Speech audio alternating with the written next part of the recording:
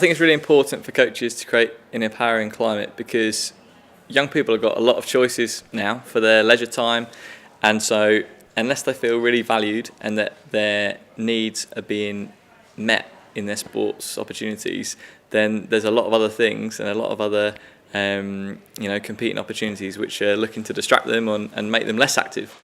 I think the importance of coaches creating an empowering environment for the children that they're working with, the young people they're working with, is to give them some ownership of the subject that they're there for. You know, in our work field it's football, so kids really enjoy playing football. So coaches creating an empowering environment allows the children to really understand themselves why they're there and enjoy the experience and maintain that experience for as long as possible. It's important to help coaches create an empowering climate because at the moment we have a significant problem with the number of young children and adolescents dropping out of sport.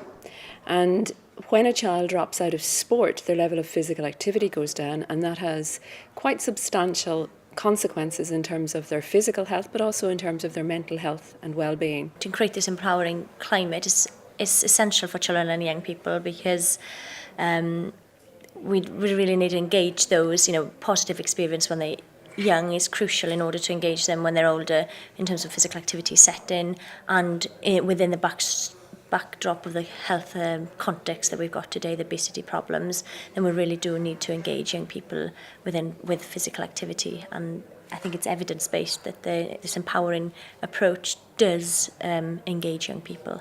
Young people's sense of self is quite fragile, and so the climate is really important to keep reaffirming that positive sense of self and help people build their feeling of confidence and competence and self-belief. Well, what do we know from a lot of research and anecdotal evidence? That it's not just the playing sport that makes a difference. It's that environment, that psychological climate that coaches create that make it or break it in terms of young players.